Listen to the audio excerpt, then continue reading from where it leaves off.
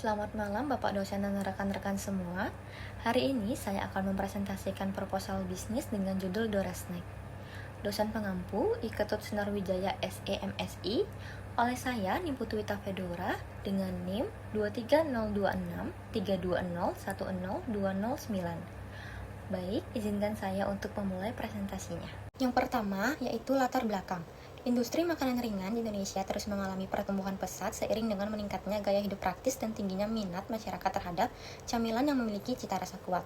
Salah satu produk yang sedang populer adalah basreng atau bakso goreng, yaitu olahan bakso yang dikeringkan atau digoreng hingga renyah dan diberi berbagai varian rasa seperti pedas daun jeruk, balado, keju, hingga barbecue.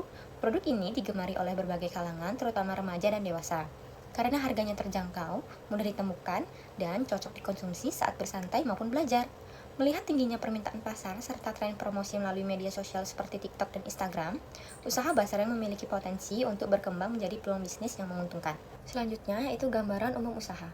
Nama produk yaitu Dorasnek, jenis produk yaitu makanan ringan, lokasi usaha yaitu home industry. Yang pertama ada keunikan produk. Pertama, varian rasa beragam sesuai selera pasar, yaitu ada pedas daun jeruk, keju, serta barbecue. Dan yang kedua, kemasan menarik dan kekinian. Yang ketiga, harga terjangkau untuk semua kalangan mulai dari 12.000 per bungkus. Dan yang terakhir, kualitas rumahan, higienis dengan bahan baku segar dan proses pengolahan yang terjaga. Selanjutnya yaitu strategi pemasaran. Yang pertama, offline, didistribusikan ke warung, toko kelontong, serta menjual kepada relasi seperti teman dan keluarga. Yang kedua, online, memanfaatkan media sosial seperti Instagram, TikTok, WhatsApp untuk promosi dengan konten kreatif. Dan yang ketiga yaitu promosi. Yang pertama, promo paket jumbo buy 10 pouch get 1 pouch. Yang kedua, promo paket small buy 5 pouch get 5 mini pack.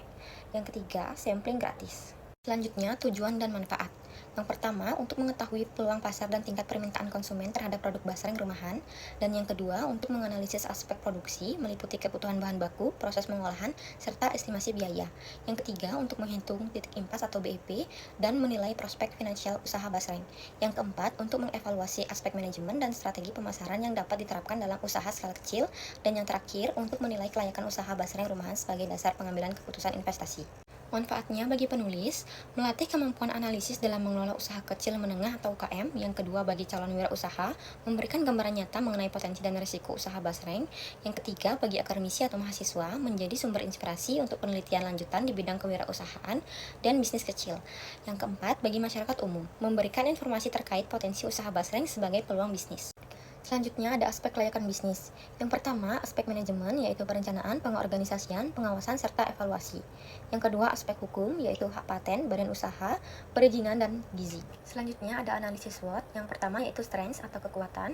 Dorasnek memiliki cita rasa yang khas berkat kombinasi pedas dan aroma daun jeruk yang kuat, serta teksturnya yang disukai berbagai kalangan.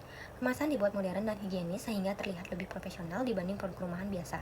Harga produk juga masih terjangkau untuk segmen pelajar dan mahasiswa. Yang kedua ada weakness atau kelemahan. Sebagai usaha baru, kapasitas produksi masih terbatas dan bergantung pada tenaga kerja manual. Brand awareness juga belum terlalu dikenal luas sehingga membutuhkan promosi intensif.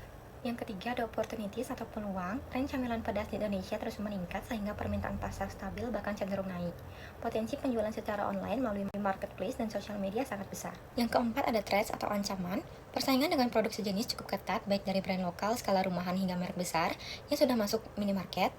Dan perubahan tren selera konsumen juga bisa menjadi tantangan jika inovasi produk tidak dilakukan secara berkala. Selanjutnya ada metode pelaksanaan. Yang pertama bahan-bahan, yaitu bakso, cabai bubuk atau cabai kering, daun jeruk, bawang putih bubuk, minyak goreng, serta penyedap rasa.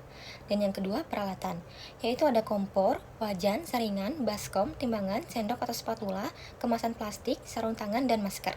Selanjutnya ada tahap-tahap dan produksi. Yang pertama, praproduksi. Tahap praproduksi Dorasnek dimulai dengan menyiapkan resep dan takaran bahan agar rasa tetap konsisten. Yang kedua, proses produksi. Proses produksi Dorasnek dimulai dengan menggoreng bakso kering dalam minyak panas. Selanjutnya, produk dimasukkan ke dalam baskom dan dicampur dengan bumbu. Kemudian, produk ditimbang sesuai ukuran lalu dimasukkan ke dalam standing pouch. Yang ketiga, pengemasan produksi. Setelah melalui proses pencampuran bumbu, produk ditimbang sesuai dengan ukuran lalu dimasukkan ke dalam standing pouch. Kemudian, standing pouch diberikan stiker sebagai identitas basreng. Selanjutnya, analisis keuangan. Yang pertama ada rancangan anggaran biaya atau RAB.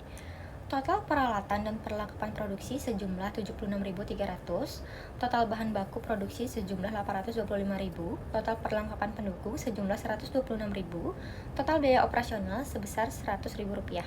Total dari RAB adalah Rp1.814.000. Yang kedua ada penentuan HPP. Yang pertama bahan baku produksi sejumlah 825.000. Yang kedua perlengkapan pendukung sebesar 126.000. Yang ketiga total biaya produksi 951.000 dibagi 200 pouch sama dengan 4.755. Jadi total HPP-nya yaitu per bulan 951.000, sedangkan per pouch 4.775. Yang ketiga adalah laporan laba rugi. Pendapatan penjualan sebesar 2.400.000, HPP sebesar 951, laba kotornya adalah 1.449.000. Beban operasional, internet dan transportasi masing-masing Rp50.000, total beban operasional adalah Rp100.000. Jadi laba bersihnya adalah 1.449.000 dikurangi Rp100.000 sama dengan Rp1.349.000. Selanjutnya, analisis kelayakan investasi. Yang pertama ada payback period atau PP, periode yang diperlukan untuk mengembalikan modal investasi awal dari arus kas yang dihasilkan. Rumusnya, PP sama dengan investasi awal dibagi laba bersih per bulan, yaitu PP sama dengan Rp1.814.000 dibagi Rp1.349.000 sama dengan 1,34 bulan. Interpretasinya, investasi akan kembali dalam waktu sekitar 1,34 bulan yang menunjukkan tingkat pengembalian modal yang sangat cepat. Yang kedua, return on investment atau ROI, mengukur persentase keuntungan yang dihasilkan dari investasi relatif terhadap modal yang dikeluarkan. Rumusnya, ROI sama dengan laba bersih per tahun dibagi investasi awal dikali 100%. Jadi, ROI sama dengan 16.188.000 dibagi 1.814.000 dikali 100% sama dengan 892%. Interpretasinya, ROI sebesar 892% menunjukkan bahwa usaha ini sangat menguntungkan setiap Rp1 yang diinvestasikan menghasilkan keuntungan hampir Rp9 dalam setahun. Yang ketiga, break-even point atau BIP, titik di mana total pendapatan sama dengan total biaya sehingga tidak ada laba atau rugi. Rumusnya, BIP per unit sama dengan total biaya tetap dibagi harga jual per unit dikurang biaya variabel per unit. Jadi, BIP per unit sama dengan Rp100.000 dibagi 12.000 dikurangi 4.755 sama dengan 13,8 atau kita bulatkan sama dengan 14 pouch per bulan. Interpretasinya, usaha akan impas jika menjual 14 pouch per bulan.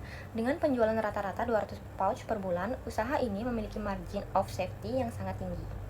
Dan yang terakhir ada net present value atau NPV, mengukur selisih antara nilai sekarang dari arus kas masuk dan arus kas keluar selama periode investasi. NPV diasumsikan selama 3 tahun dan mendapatkan NPV sebesar 34.099.723. Menghitung NPV. NPV sama dengan total nilai sekarang keuntungan dikurangi investasi awal. NPV sama dengan 32.099.723 dikurangi 1.814.000. NPV sama dengan 32.285.723, positif dan besar. Yang artinya usaha Dora Snack sangat layak secara finansial. Setelah 3 tahun, keuntungan Dora Snack dalam nilai uang hari ini diperkirakan melebihi modal awal sebesar 32 juta. Investasi ini bukan cuma balik modal, tapi untung berlipat ganda. Baik, sekian presentasi analisis kelayakan usaha proposal bisnis Dora Snack. Mohon maaf bila ada kesalahan kata maupun pengetikan, dan saya ucapkan terima kasih.